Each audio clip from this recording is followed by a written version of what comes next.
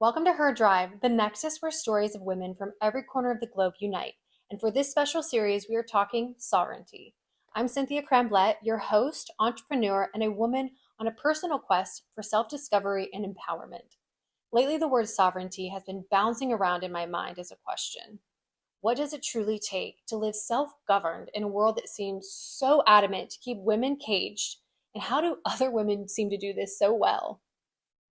Driven by my insatiable curiosity, I've sought the wisdom of women whose lives exemplify sovereignty, each sharing their unique definition, the journey to claim it, and strategies to sustain it in today's modern world. These women include artists, sexuality and kink practitioners, healers, coaches, female health advocates, and much more. I invite you to join us as we celebrate the paths women must navigate, crafting their destinies with resilience. Together, we'll delve into their experiences from the echoes of triumph to the struggles in silence, exploring what it means to truly own one's power. I'm really excited you're here, a place where every voice is amplified, every story cherished, and the sovereignty of every woman encouraged and celebrated. Hello, lovely listeners and viewers to Her Drive podcast. Today's show is a part of the Sovereign series, and today's guest is a little bit different than those others that have graced us thus far. And I'm really excited to hear more about her life story, understand her wisdom, and really share all of this with you all. So without further ado, I'd like to introduce Jane Lyon, who is an energy master. Hi, Jane. Hi, thank you so much for having me, and hello to everyone listening. I'm happy to be here. We are so happy to have you. So first question, what is an energy master? Yes, right. So, an energy master by trade, I am a Reiki master. I'm an Akashic Records reader. I'm a certified yoga teacher. I'm a meditation teacher. And I am a devout Vajrayana Buddhist practitioner, and I have been since I was 21. So, that kind of conversion really catapulted me into the world of energy and quantum theory and healing in terms of energy while also living in the physical and being in this human body. So as I've accumulated all of these certifications, energy master is the easiest way to kind of encapsulate what I do in very clear language. Hmm. Yeah, I think that makes so much sense. Yeah. And for those who are not familiar with anything that you mentioned, what do all of those things mean? Yes, let's go down the list. So, Reiki is really the most simple form of energy work. And people think it's pretty out there, but to me, it's very simple, very foundational in terms of energy healing. It came out of the Usui lineage in Japan. And it's really just this idea of using the healing energy of the universe that we have around us. We can channel it through our hands by moving heat through the body. And it creates, when I give someone a Reiki session, it creates a deeply relaxing experience. And then the more you get attuned to Reiki, the more that you can really do a lot of energy clearing and a lot of work and a lot of healing through the energetic body. So that's a very foundational approach. And I run a program twice a year to teach people to be Reiki masters and Akashic Records readers. So Reiki is kind of a foundation that leads you into the Akashic Records, which is, again, the Akashic Records are your soul's library of past, present, and future lifetimes. And that information, it just like Reiki exists in the space around us, so does the Akash. It's information that we pull in. And when I started giving Reiki sessions, I started seeing very clear images and information of what was happening in people's lives. And I didn't really know what I was supposed to do with that. And then I kind of spontaneously discovered the Akashic Records, and I was like, oh, that's what I'm seeing. It's the information that comes through the energy. So I give Akashic Records readings as really just a way to connect you with your guides and kind of give you information that your guides and that kind of your soul is needing to receive in any point in time. So that's another modality that I really love and that I instruct people to master in my programs. And then obviously yoga and meditation, I think those are a little bit more understandable, very, very simple. And then Vajrayana Buddhism is a Tibetan Buddhist tradition that I converted to when I was 21, and it's a monastic tradition. So I wear robes, and I took vows, and I have a very specific set of practices that I do, and I visit my teachers in Nepal when I can. And that's really kind of the core foundation of my life. But I don't teach Buddhism. I teach kind of everything I learned from Buddhism, which is that energy is everything, and that we can use energy to heal our lives and change the world, essentially. Mm, I resonate with so much that you've shared. And I think it's really beautiful how you're teaching things that you've learned through. And I'm curious why you don't teach Buddhism. Yeah, so the reason why I don't teach Buddhism is because I'm not a lama. That's like the most simple way to put it. Even though I've been a practitioner for 10 years, it's I consider it to be my religion, where other people in my exact same tradition might not call themselves religious at all, but it's very private to me, it's very personal to me. I love answering my students' questions about Buddhism, and Buddhist philosophy can't help but come out of my mouth when I'm teaching, but I've never been given, the blessings or the rights to say, okay, I'm going to start teaching Buddhist philosophy now. It's so complex. It's something that I would really need to really shift my life to take on that kind of responsibility. So I kind of like to think of myself as more of a secular Buddhist teacher. Instead of making it about religion, make it more about like just the way that we live our lives and a philosophical framework through which we can live. Mm. And do you find that keeps you from being alienated from I don't hate to use the word normal, but I Hmm. mean, living in the West, I think seeing a beautiful white woman, you wouldn't expect, honestly, I'm speaking very clearly, you wouldn't be like, oh, this woman has red hair and she's white, but she's a Buddhist. How did that happen? She doesn't have an accent. So I would just imagine it kind of twists people's brains a little bit when they hear that. Yes. Do you think it makes it more digestible for them to understand the things that are coming through you? Oh, yeah, that's a super interesting point you're making. I mean, yeah, I have been given Tibetan culture because it's a dying culture. It's been falling apart for almost the last 75 years. And what happened is, these Tibetan Buddhists, they went all around the world because most of them are in exile, and they started sharing it with people who have the privilege and the resources to receive it and hold it and carry on the tradition. And I really revere that. It's a huge responsibility for me.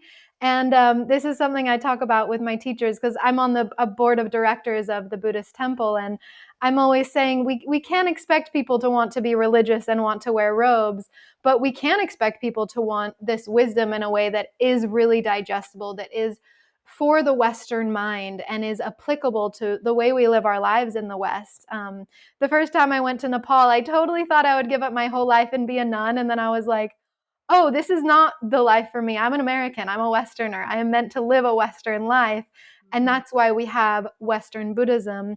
And the thing I love about Buddhism is that it's meant to land and assimilate to the culture and where it goes, instead of making the culture change. And that's why it's been around for thousands and thousands of years. And we have all these different traditions. So while my tradition comes from Tibet, it is a very Western tradition. And I don't believe in proselytizing. I don't believe in pushing people to believe in Buddhism, but sharing our philosophies again, just as a way to see life and experience life. That's really beautiful. And I'm so curious how you became exposed and what was the transition point for you when you decided to go down this path. Yeah. So when I was in college, I was not doing well. I was not having the ideal college experience. My mental health was really bad, and I actually entered into treatment for anorexia. And while I was in treatment, I kept hearing this little voice that was like, learn to meditate. Like, I think you should learn to meditate. I think that would help.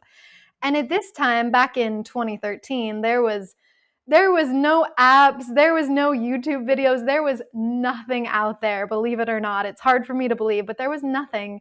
And at a little bookstore on campus, I found a book called How to Meditate, and it was written by one of the first Western Tibetan Buddhist nuns.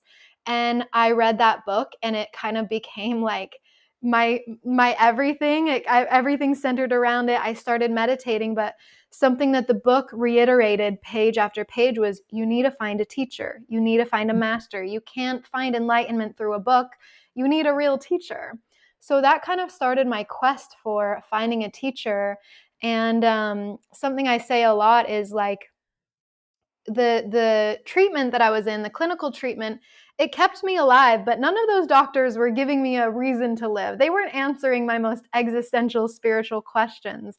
And I think that's where those of us who struggle with mental health, we need that. We're looking for something to fill in those blanks. And I was just on a quest for 3 years to find my Buddhist teacher, and it took me in so many different traditions and directions, and I sat in so many different communities until one day, actually, at a magazine in Salt Lake City that I was working at, they had me cut an ad for a local Tibetan Buddhist temple. And I was like, there's a Buddhist temple in my hometown, and I'm cutting an ad for an introduction to an 8-week course. And as I read this ad, I was like, this is what I'm doing. Like, this is what I'm meant to do. And it was the most exciting moment ever for me, because life was so bleak at that point, that this 8-week course just really like renewed something in me. And I walked into that temple, and I just had this full body feeling of like, oh, this is where I belong. I'm home now. This is it. And, that was almost 10 years ago, about 9 years ago now. And I just kept going week after week after week. And about 9 months later, the head lama there said to me, so are you going to convert or what? And I was like, yeah, I think I'm going to. And then we set the ceremony and everything, and I had an official ceremony and all that fun tradition. And yeah, and ever since then, it's just been a huge part of my life. I love that story. Thank you for sharing. And I think everyone can recognize that feeling when you find something that is totally meant for you. It's this, how do you even describe that feeling? Mm. You know? Yeah, well, the interesting thing about this temple is that I was the youngest one there. I still am the youngest one there by 20, 30 years. Like, I'm the baby of the whole organization. And one of the lamas kept on asking me, how do you know that you're ready to convert? Like, how do you know that this is right for you? And all I could say is, every time I leave this building, I feel better. And that's really all that I can tell you. I love being here. It feels so natural. We're chanting in Tibetan, and I'm memorizing these prayers like I've said them before. It all felt so familiar to me, like I've been searching for it my whole life.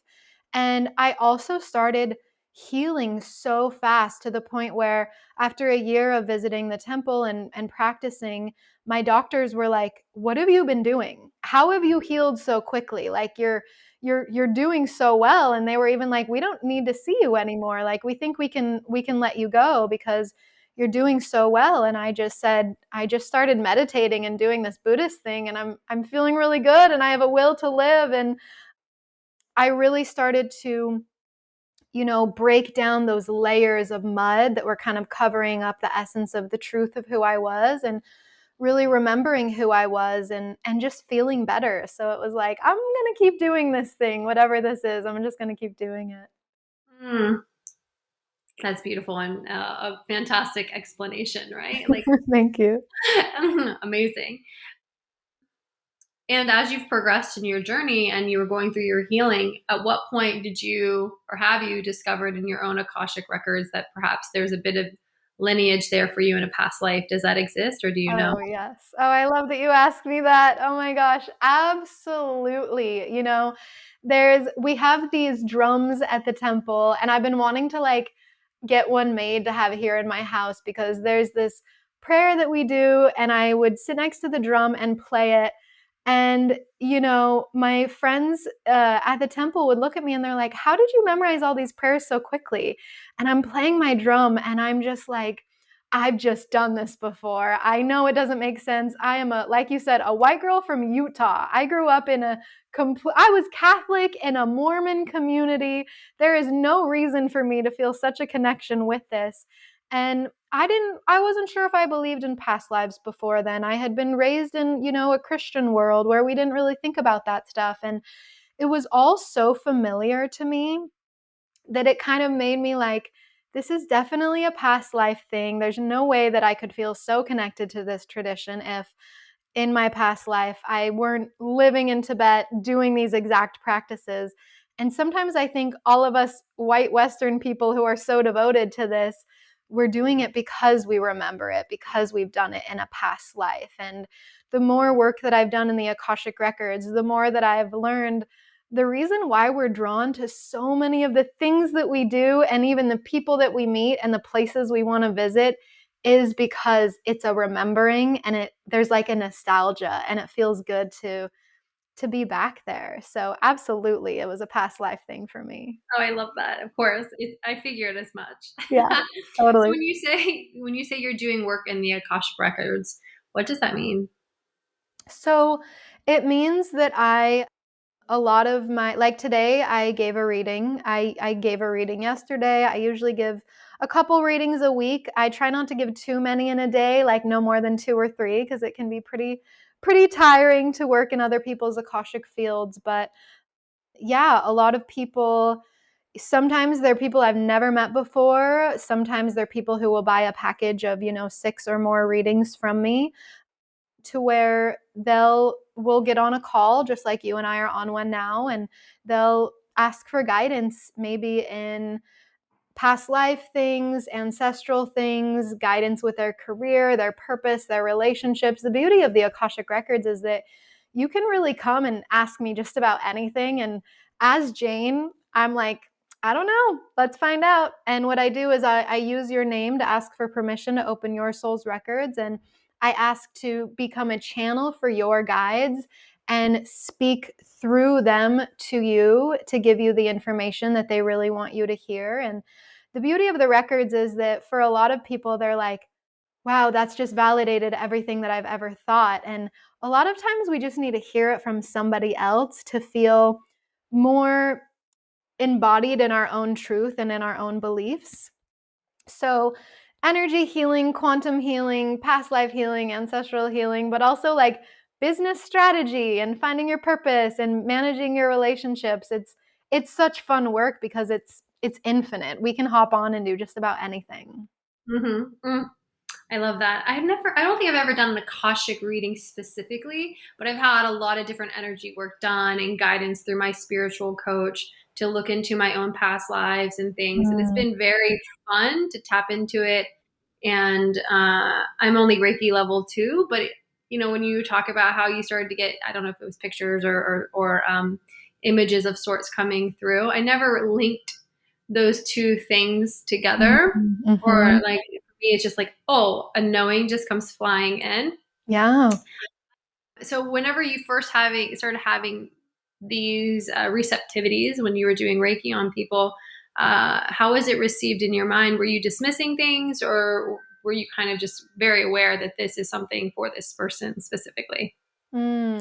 Yeah, when I first started practicing Reiki, I would just see like a lot of colors and textures in people's energy. And the more people I worked on, the more that I realized that everyone's energy kind of has like a denim or a lace or like a tie Cool. dye. Like it was just like, it's not necessarily that I was seeing auras or anything, but it was like I was just seeing, I've always been a very visual person, and I would see such visual things. And then a couple years into my practice, it would get more specific. Like I would see like the first time was like these men constantly harassing this girl that I was working with, and she had never said anything about it to me, but it was something that was really weighing on her and she wasn't sure how to deal with it. And I would be like, I see that. And she'd be like, yeah. And I'd be like, I don't know what else to tell you, but I see it, and that's kind of where I was like, why am I seeing this information about people's lives? I would have another session where I would see, oh, your family puts all of the financial burden on you. That must be really hard. And they start tearing up and they're like, yeah, how did you know that? And I'm like, I don't know. And I don't really know how to help you with that either, but like, come get another session from me and we'll see what happens next. And at that point, I was kind of like, I got to figure out, like, it went from, these very abstract images to very clear, concise things that they were struggling with.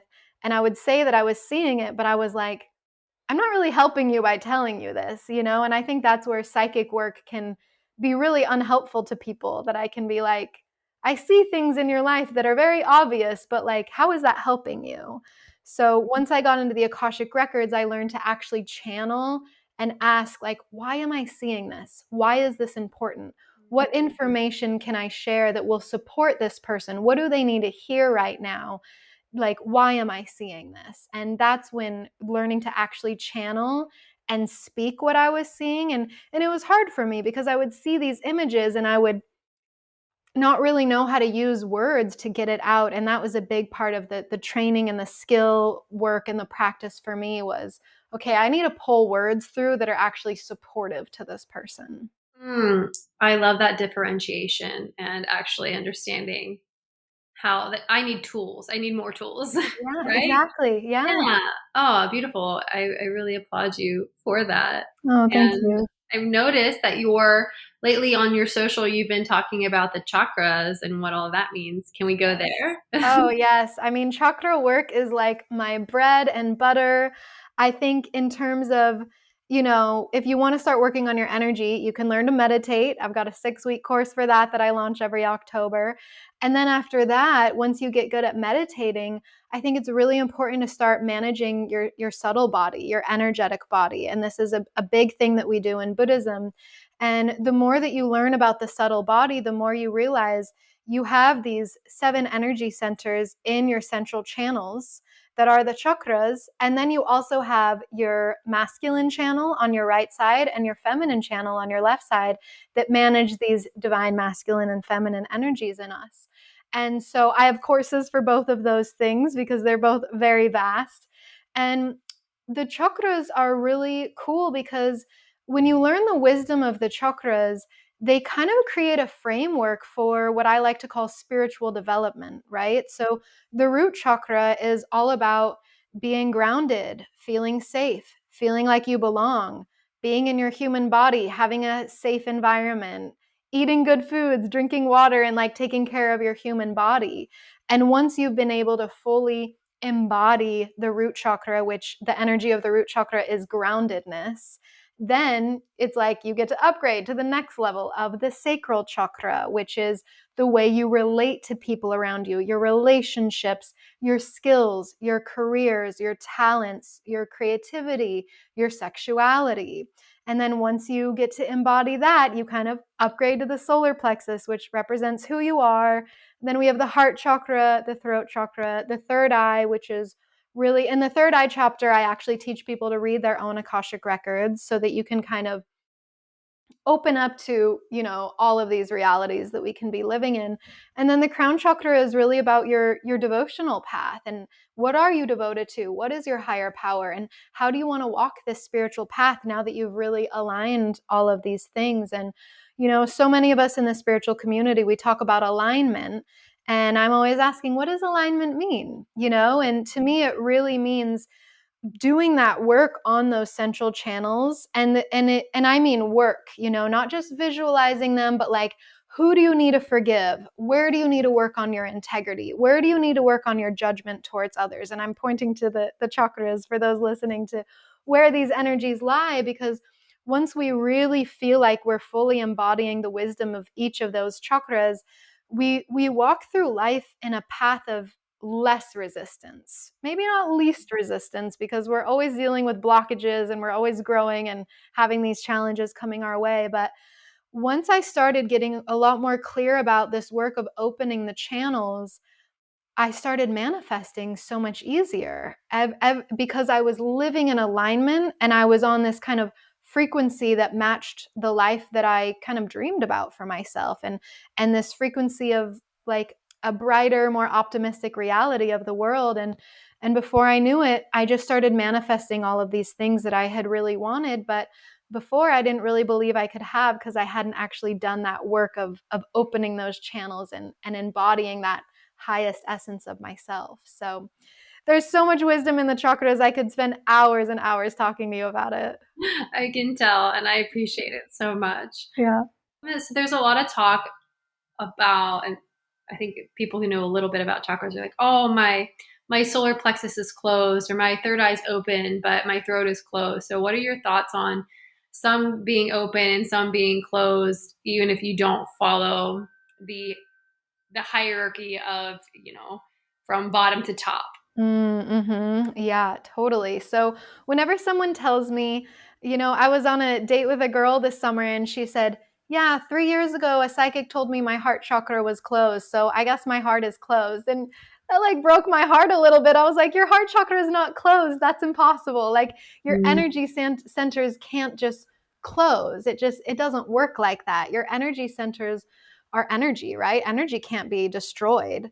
And so it's always there. But actually, the way that I would like us to reframe this language is that your energy centers can be in excess. Your heart chakra can be way too open for sure. And, that can lead you to being like really clingy and needy and not having any boundaries and giving way too much to the people that you love and being a people pleaser. And then we can have a heart chakra that's actually really in a deficiency. So it's not closed, but it's deficient. You're withdrawn, you're isolating, you don't trust people, you avoid love, you don't want relationships, you're afraid of love, right? And so it's really about finding that balance. We don't want to be in excess. We don't want to be in deficient in these energies. We want to find a healthy balance that's in between. So nothing is open or closed. And also things can open, like your chakras change every day, right? So when you get your heart broken, your heart's going to be in a deficient place. But then when you're in love and you're kind of drunk in love, it can be a little bit too open and we can be a little bit vulnerable, right? And so day to day, our chakra balances can open and close, but really it's an excess and it's a deficiency that we're dealing with. That makes perfect sense. Mhm. Thank you for sharing. And for those who've never consciously been exposed to energy work, what would you suggest is their first step, either with a practitioner or just self-exploring? Mhm. Yeah, I mean, I'm a big believer that like everybody has Reiki energy in them. When I'm teaching my courses, I'm always walking this line of like, I want to honor the Usui tradition, and then I also want to break some of these things that kind of gatekeep Reiki from other people, because I think everybody has healing power in their hands if they just decide it. So, something I teach a lot is what's called an energy rinse. So, when you're sitting down and meditating, you can kind of rub your hands together, bring some heat into them, and you can just kind of smooth down your energy. Maybe it feels good to have your hands on your eyes, your ears, your heart. Maybe you want to smooth down the energy around your body and kind of rinse your energy just with your hands. And, I teach this in so many of my classes because just this one quick rinse can really shift your energy and kind of help you feel more clear. And, say that you're having terrible cramps in your belly, rub your hands together, put the heat of your hands on your belly, and just visualize warmth, love, heat, healing moving into your body. And chances are you're going to feel better because actually, energy moves with intention. So when someone's giving you a Reiki session, they're essentially just giving you this intention of loving on you and putting their hands on you to move energy to help you feel relaxed, relieved, and loved. So really meditating and just using your hands to move energy is a really great place to start. That's beautiful. I appreciate that. I remember before I even discovered Reiki, I would always feel like this pulsing in my hands. And I Mm. remember I was living in Washington, D.C., and on the metro one night late, and I was wearing like a giant amethyst, like huge amethyst that one of my ex-partners had given me. And there's just this one gentleman I like sitting across from each other, and he's like, "Do you do energy work?" I'm like, "What?" I just moved here from Ohio. What are you talking about, sir? And he's like, "Oh, okay. I just thought that you did." And anyway, I ended up meeting him for a lunch later on, and he was a Reiki master. And he's like explaining to Wow. me the rubbing of your hands together. He's like, do you feel what that is? I'm like, oh yeah. I was like, I get that sometimes whenever like I'm giving myself a rub or I forget what, like even sometimes when I pick up books, my hands are just so Mm, convulsive. It was a book that my body intuitively, now looking back, my body knew or something knew I was meant to be reading that book. I love that. Yeah, so I think your belief that everyone has that energy definitely makes sense. And I was told, I think in my level 1, whenever someone stubs their toe, they like grab their toe for a reason, right? Right? And Yeah. I'm like, oh yeah, we certainly do. That hurt. Oh. Right? Yeah, there's so much. The most beautiful thing that I realized when I started giving sessions was, when we start being Reiki healers, we want to create these breakthroughs and we want to create these deep experiences for people. And what I realized in some of the first sessions that I gave, I'd put my hands on someone and realize, oh my God, this person hasn't been touched by another human being in what feels like months. And there's so much power in just intuitive touch and being held by somebody else that's just in a very loving, genuine way. And I give Reiki sessions here in town, and I was working on a woman the other day, and I was just thinking, I don't know this woman. She is in town for a week. She wants some healing.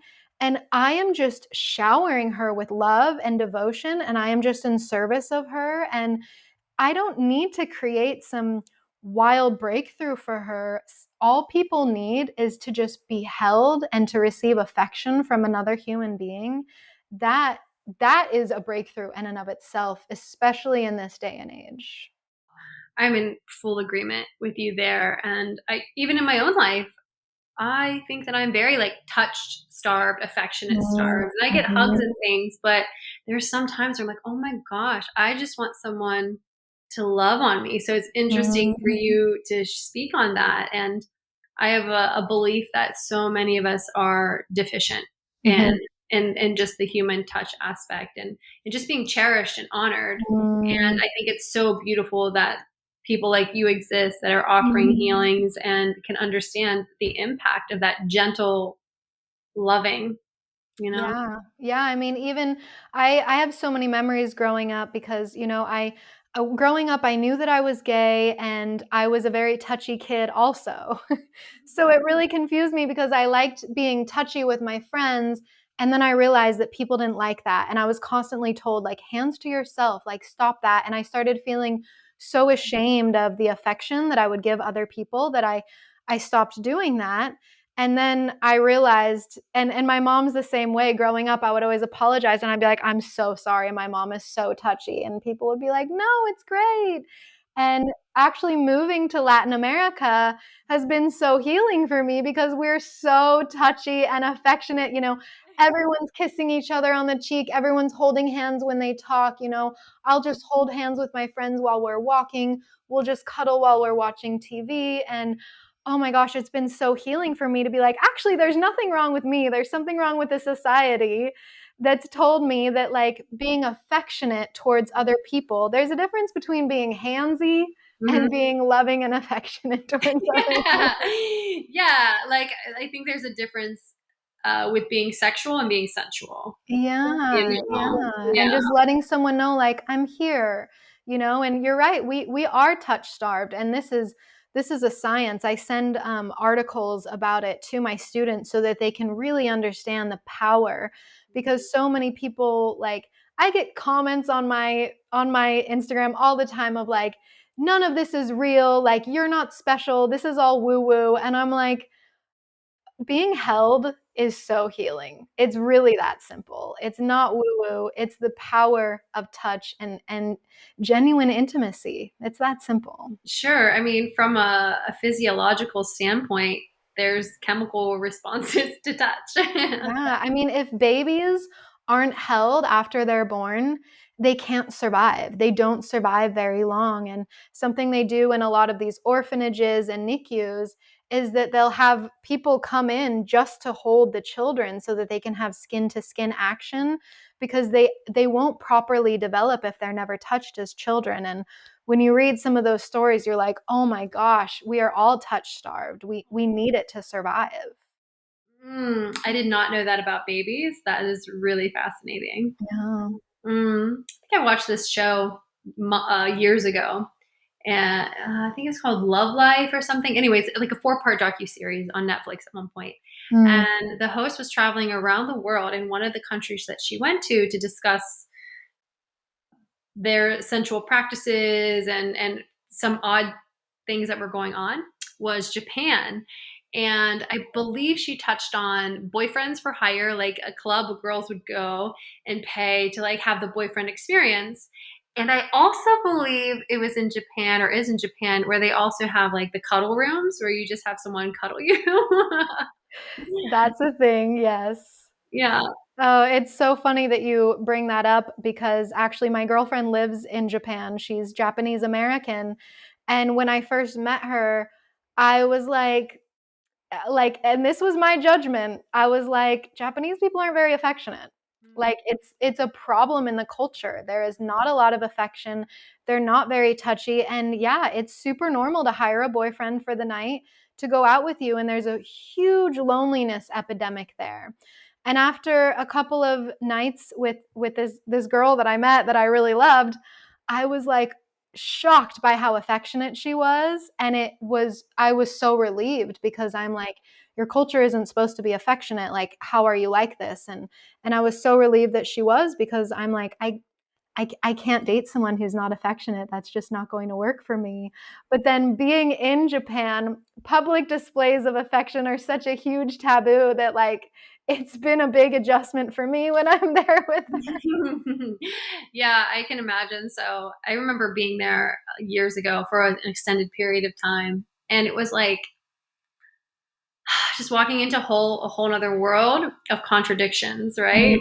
Yeah. And that's one of the most interesting things about Japan. I think more so than any other country. There's so many contradictions and beautiful things at the same time. Like, oh, I don't know if I like that.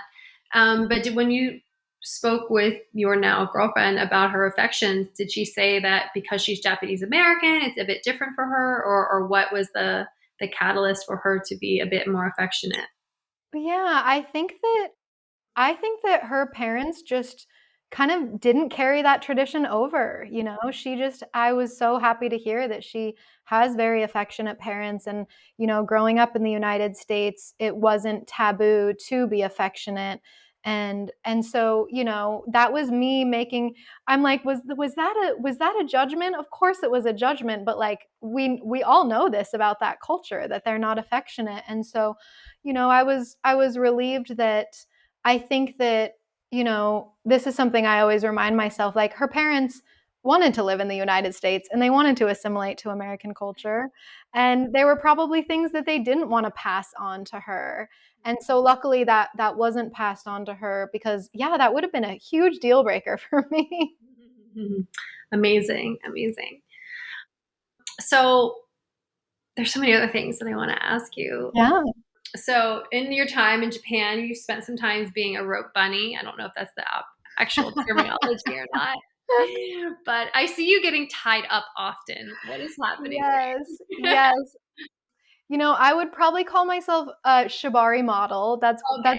That's the way, but rope bunny works too, for sure. Yeah, I mean, rope bunny really infers that I'm in like a dom sub dynamic with somebody, whereas I'm a shibari model where my best friend is a shibari artist and I'm her model. And so we definitely have like a dom sub relationship going on, but it's very platonic. It's very much about keeping this art form alive.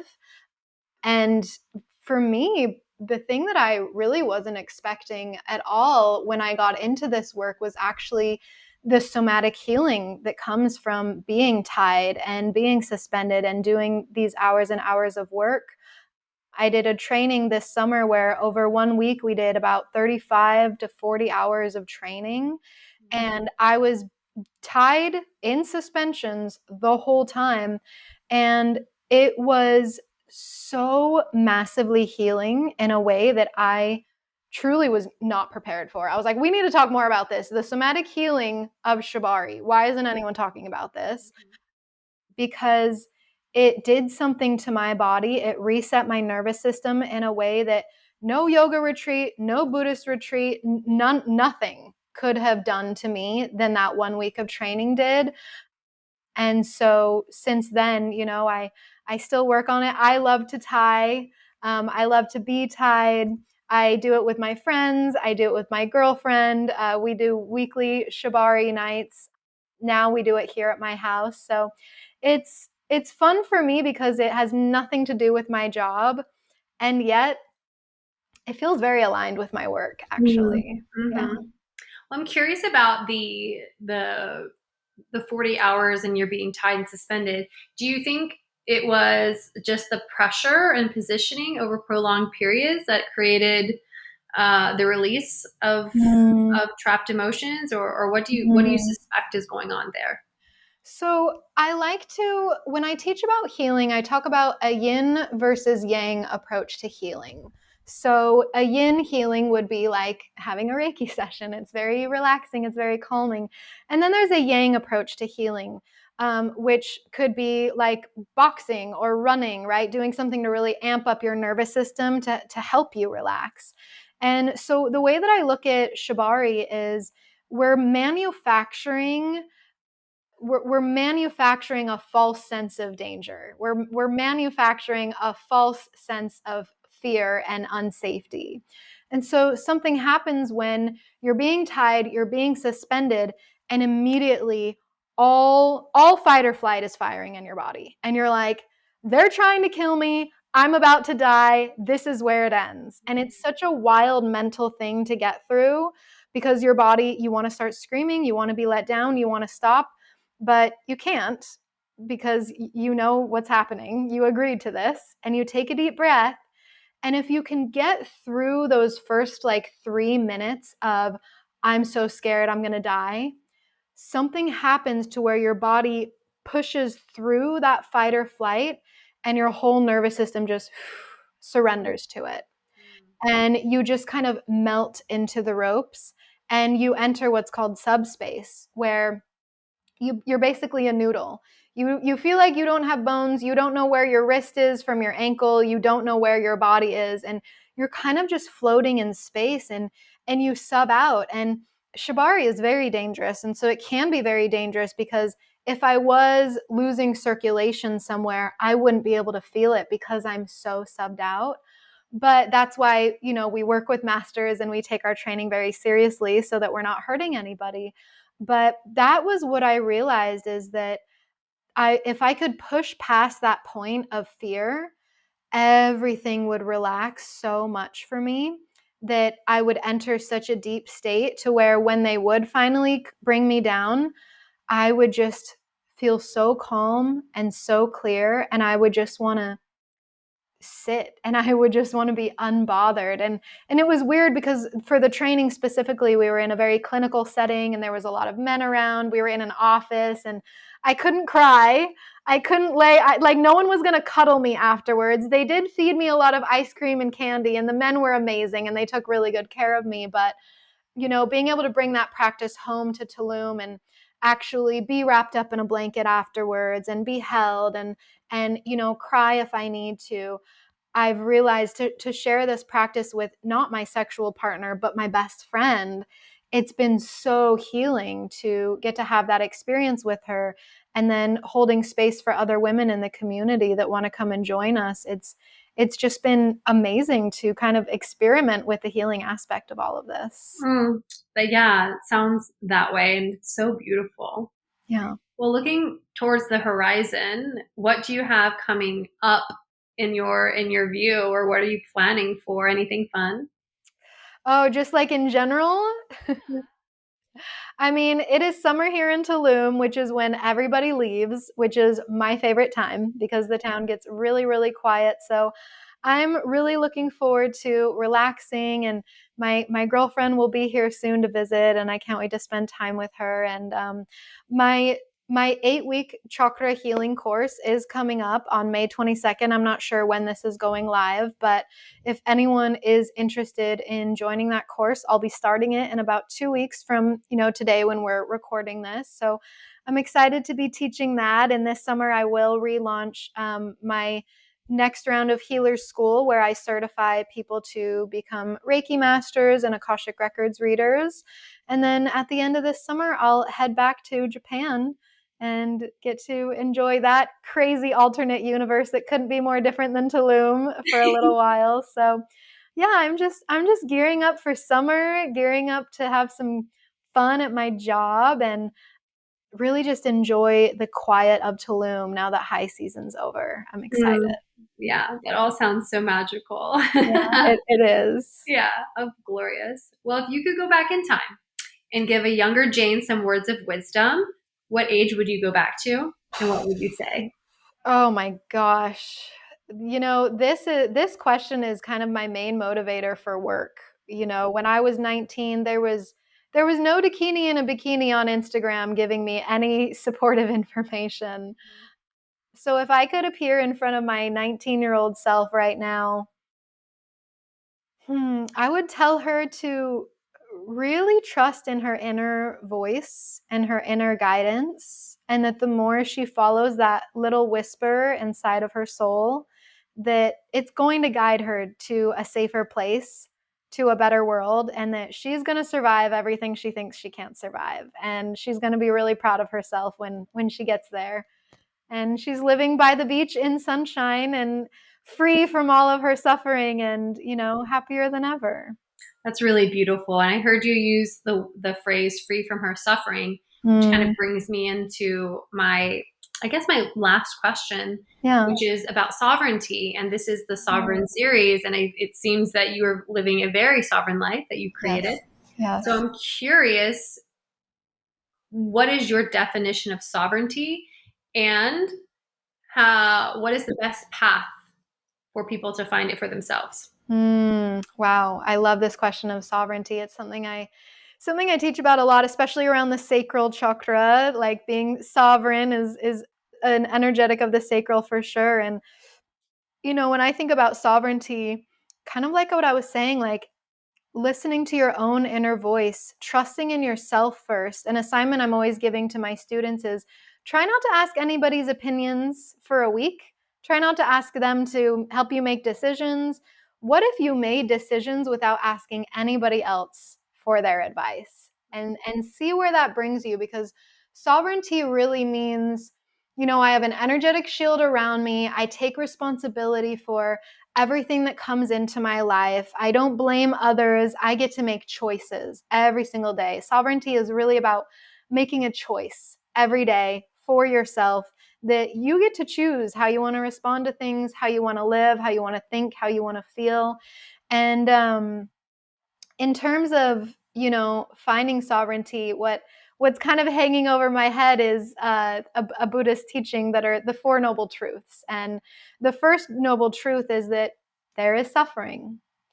And I think a big part of sovereignty is accepting that we're here to suffer, and there's really nothing we can do about that. We can't escape that. And if we stop being so surprised by the fact that we suffer, it won't take us down so hard. And then the second truth is that there is a way to transcend your suffering. You can, like, you have to believe that you can suffer less by, again, being sovereign, making your own choices, deciding how you want to live your day-to-day life.